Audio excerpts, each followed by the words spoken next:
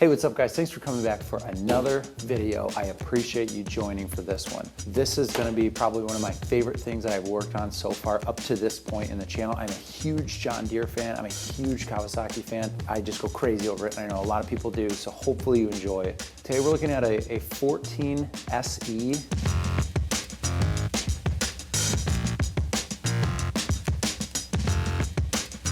I did find out a little bit of the reasoning behind some of these acronyms in the model name, and actually all of the letters by the mower, they mean something. So for example, so they have a 14 SE. The S stands for self-propelled, the E stands for electric start. Some of you might be familiar with the 14 SB.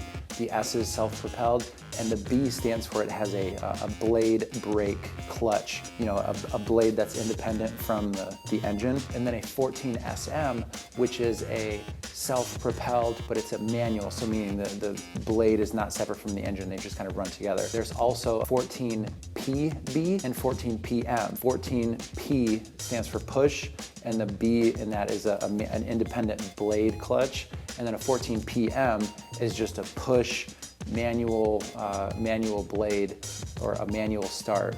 I've known about these mowers for a few years and I never really put together in my head that's what they meant. So here's the story with this one. I found this on Facebook Marketplace last year. It was in October. It was non-running. They had it listed for 80. I swooped in and I just said, hey, it's a nice machine, but in non-running condition, it's probably, you're gonna struggle to find somebody at 80. So I actually threw out an extremely low offer, and I'm usually not the kind of person that lowballs with something that I know that has some pretty decent value. So I threw out a number of 30. Again, I will admit it was way too low, but you know, and she declined respectfully. She was just like, you know what, that's a little bit lower than we wanted. You know, I'd be willing to come down, but not very much. And so I said, okay, that's fine. I just really, you know, with these, the parts are really, or they can be really expensive if you need the right parts. So I kind of sold her on my thing, and I took a step back. I said, you know, if you decide you want to come down a little bit further, let me know, and we can go from there. So like, I don't know, like a week went by, and I just got this message ping on my messenger app, and it was her, and she said, if you want it for 30, you know, just come grab it, you can have it for 30. There was a,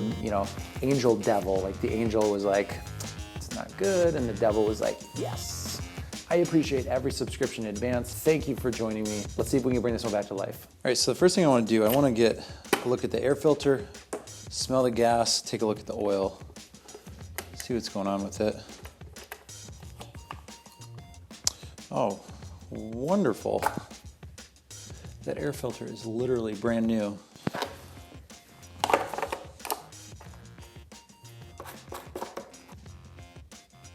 It's clean, it looks really good. It's a little bit above the full mark, but otherwise it looks pretty good. So it's bone dry, but it does smell pretty bad, which is good. This probably doesn't mean we have any spark issues, knock on wood. I'm seeing this igniter. Kawasaki engines have an igniter on them. I'm hoping that's still good. From what I've understood about these igniters is they serve a similar purpose to like how points would be on like an older style. And when those points touch, all of the electricity is able to run through, and it's grounded to the block. And then, you know, eventually, you know, the negative terminal in the battery and everything, it just kind of completes the circuit. I don't know if that's the right term, but that's what I've understood from these things.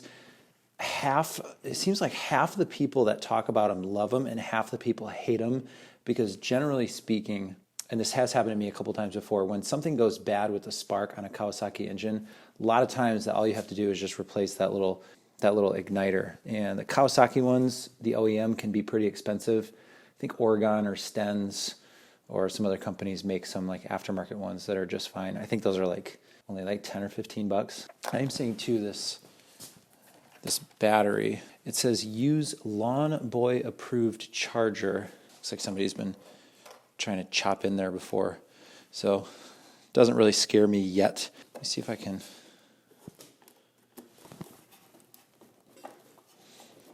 Does this come off? Yeah.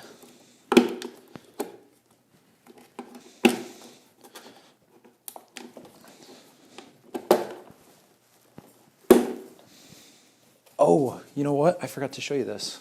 So it came with this, and I didn't know what it was until right now. I think this is some kind of a battery charger. So I'm going to go plug this in. I don't know how much hope I have for this battery. I'm going to assume that it's not going to come back, but who knows? It might. I don't even know if that's what it goes to, but this came with it. So, okay, so there's the starter. I want to see if I can get a jumper pack on there maybe, and we can spin it over, see if we can pop that thing off. All right, I got a little jumper pack. Let's just play around with this for a second. I think I'm going to struggle to get, I can ground one on the bottom. I think I'm going to struggle to get this, maybe not. So power right to the starter. So I believe when we ground this to the bottom, it should kick the engine over.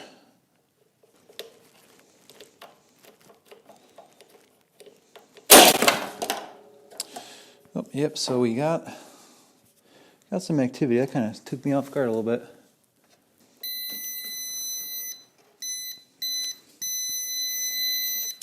We heard it turn over. So we know it kind of works. Let me get this down off this little table. We'll check for spark, pull it over and see what that shows us. It's funny, this engine's on backwards. Usually they're turned around the other way. I think the GX series walk behind ones are like that too. GX 1320, I think it is. And I don't believe we need a key. There's a clutch on it. All right, let's see. Oh yeah. Well, I don't have any doubt that this is going to fire. Let's get a little bit of fuel down that intake. I don't really feel like taking the spark plug out just yet. All right, firing the hole.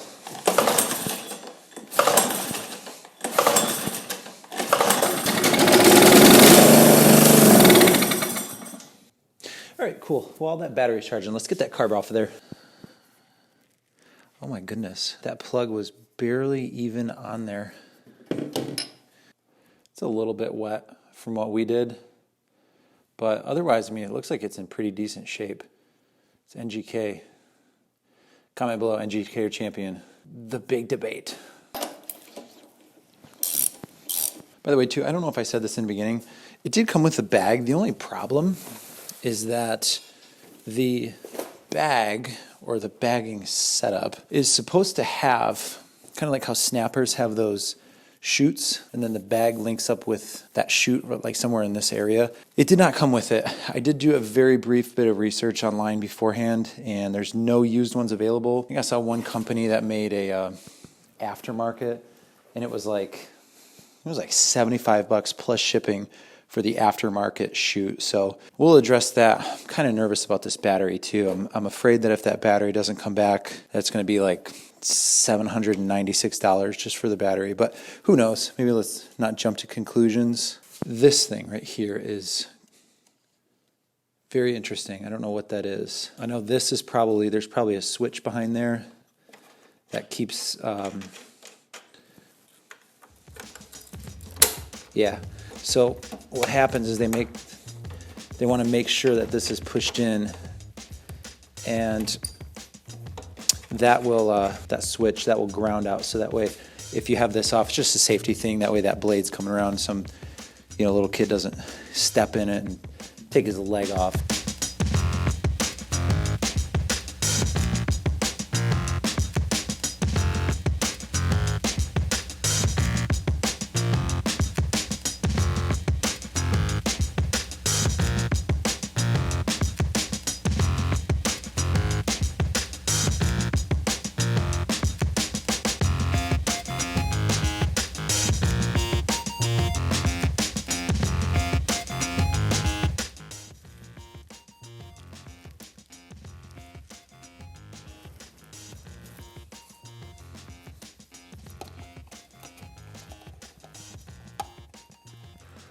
Oh boy, that is an interesting color.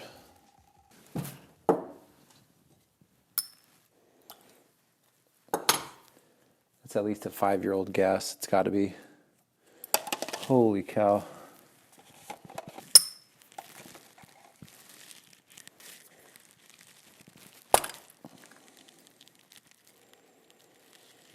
A little bit of crap down there, but actually I'm kind of debating not putting this through the for the ultrasonic cleaner.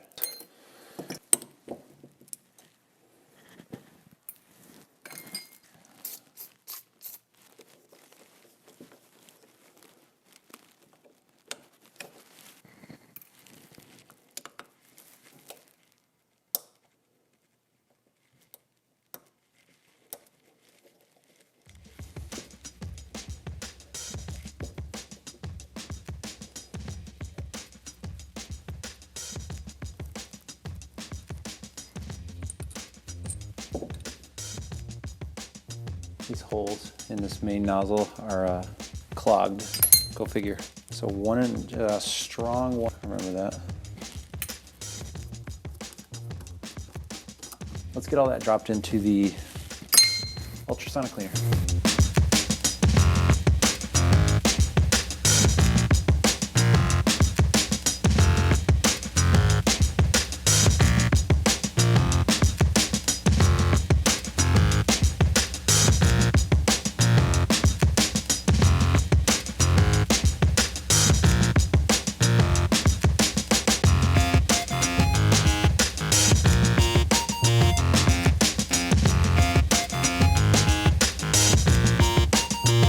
I have a beautiful wife and 2 children inside screaming at me to come play Yahtzee, so I'm going to take advantage of that offer tonight. It's late out, we can't start it anyways. Tomorrow morning or afternoon we'll come back out here, put it all back together, fire it up, kind of flush that fuel system out. If you watched any of the other videos on this channel before, you know that's kind of our routine practice. Test out the transmission. We'll kind of look at that blade, look at the underside of the deck, you know, just all the remaining loose odds and ends, things that we can tie up. So, see you in the morning. So it's the next day. I have good news and I have bad news. Bad news is that battery is like, I think it was like 80 bucks for a new one, which this mower is, you know, worth something to somebody, especially if they're a John Deere person. It doesn't make sense to put $80 into something that might sell for 100-ish, 200 maybe. So that's the bad news. The good news is that starter is essentially nowhere in the world. I did see one on eBay that was available for 200 bucks in like an open box condition. If you want to buy the part new from like a distributor or a retailer, they have to like order the part from John Deere. I think they still make it, and it's literally like $400 brand new. So that might be worth double or over double of what I paid for this thing anyways. All that to say, I'm gonna get the battery. I had it charged overnight. I'm not gonna give it too much hope, but I just want to plug that in and turn the key and see what happens. And if it doesn't crank, I'm not going to be too upset. So I don't think there needs to be anything special.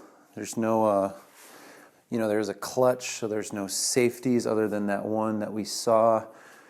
Okay, let's just turn the key. I know you can't see it, but I'm going to turn the key. Yeah. Absolutely nothing is happening. So that battery is just completely gone. I'm not going to put any more money or parts into it, and we'll decide if we take that starter off and separate it from the from its mother.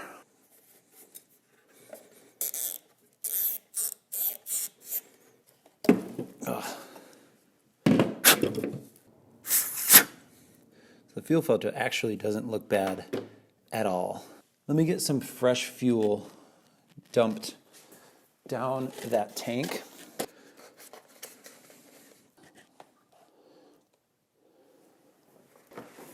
All right, just a little bit.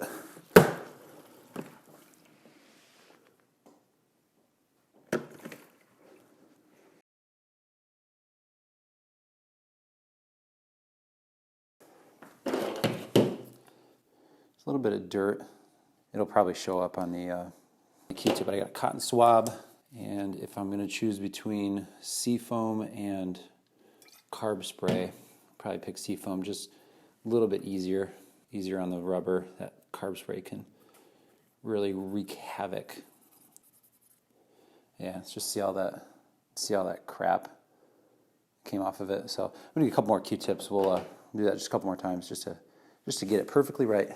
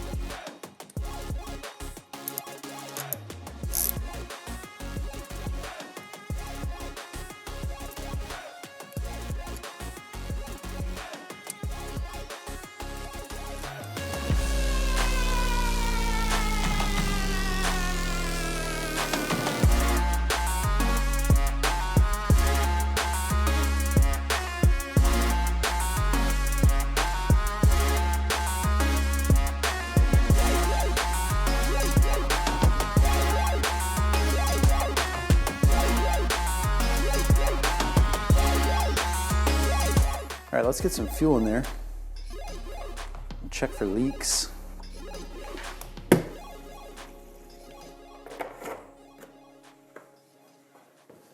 All right, let's fire it up and see what it sounds like.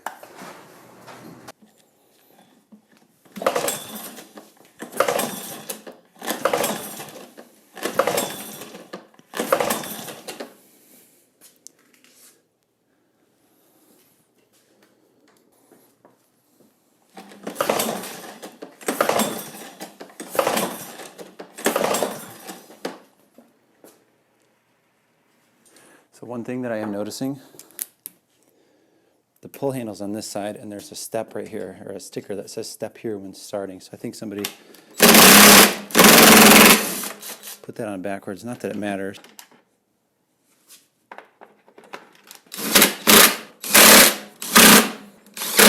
Okay, choke's on.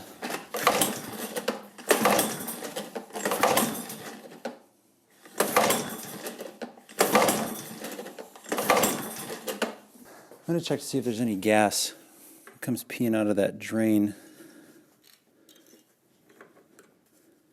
Yep. So there's gas in there. Interesting. So there is a choke adjustment.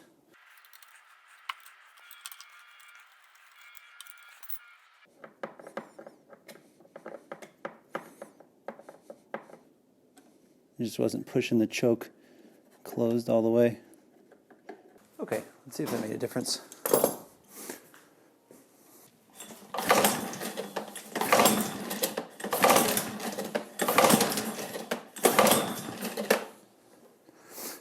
Okay, so it's getting spark, it has compression obviously, it wants to run. I checked that float seems to be fine. I did pull that nut out and it is getting, I adjusted that little screw right there that you see. That has to do with the choke. The choke wasn't closing all the way, which it now does. So I'm kind of stumped other than, I just want to pull that carb back off of there and just do like a once over on it. I don't know quite what it would be unless, this intake block is warped or something major like that. Let me take that carb off there and I just want to give another good look at it. Got that carb off. Let's take another gander inside of there. I think I might know what it is. I think there might be some major blockage in here. This is what allows fuel to get into that main jet. I believe that's what it is. Yeah, bread twist tie for the win. Just gonna poke that through. I don't know why. Oh my word. Well, I'm glad we looked. That would have never ran. There was just some blockage. See how there's that little hole through there? Before, there was just like this, I don't know, it was like a black tar, kind of. And, I agitated a little bit with this and then blew it out. So I can actually see, because before I could not see through that. So that was our issue. I am 99.9999% sure. Fuel was getting into the bowl as I checked. It just wasn't getting inside of this this pickup tube.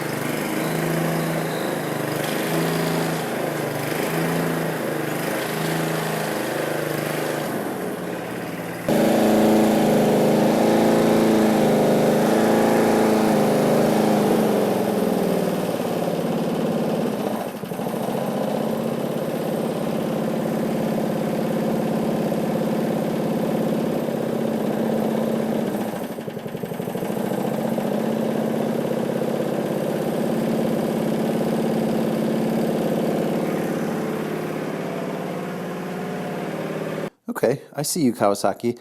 I never doubted you for a minute. I didn't. If you could hear, it kind of wanted to was like hunting. It's somewhat normal with Kawasaki. Actually, I don't want to say normal, but under a load, aka the blade, it does extremely well, and there's no hunting. Snowblowers are kind of the same way. Sometimes when you don't have it under the the load of the auger. Again, I don't want to say that's normal. I adjusted it to the best of my ability, and it just that's okay with me. As long as under the load, it's fine. When it's not under the load, it's really not doing anything. I did try the self-propel, and that is not working. So something's going on in there. I have made an executive decision to make this a 2-part video. Here's the good news. I have 1, 2, 3 transmissions for that John Deere. I believe they're all similar. I'm going to verify, but I did have a look under there a little bit ago, and it looks similar. I don't even know the story with those, but I'm going to put that as part 2. I will change the oil right now, though, because the oil is warm. So I'm going to tip that over, and then that's going to do it for this video.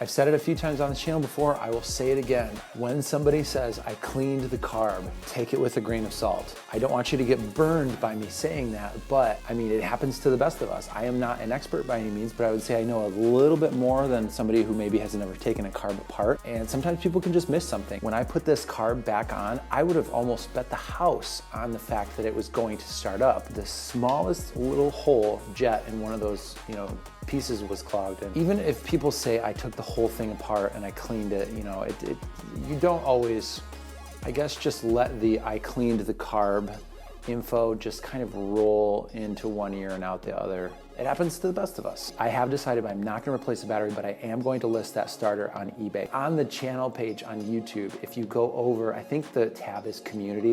I'll post it and I'll just hashtag it like 14SE starter. Here's what to expect in part 2. We're gonna clean it, we're gonna sharpen the blade, we'll get the underside of the deck, all taken care of. Just do kind of some once over stuff. I do have 3 transmissions. I believe they are compatible. I wanna try to fix the one that's in it right now currently and see if there's anything we can do. Maybe it's something simple, I don't know. And if for some reason, if I can't, we'll have not 1, not 2, but 3 different backups. We'll cross that bridge when we come to it in part 2. If you like the video, hit that thumbs up button. I really appreciate all the interactions that you guys have with this channel and these videos that I put out. I love hearing what you guys are working on. If you like, you can send me an email, chrisxoutdoors@icloud.com. If you're into this sort of content, consider subscribing to the channel. I will do my best to bring you as much value and entertainment as I am capable of. I heard this quote the other day from a lesser known author, Todd Henry. Not sure if anybody's heard of him, but he said, the seeds of tomorrow's brilliance are planted in the soil of today's activity.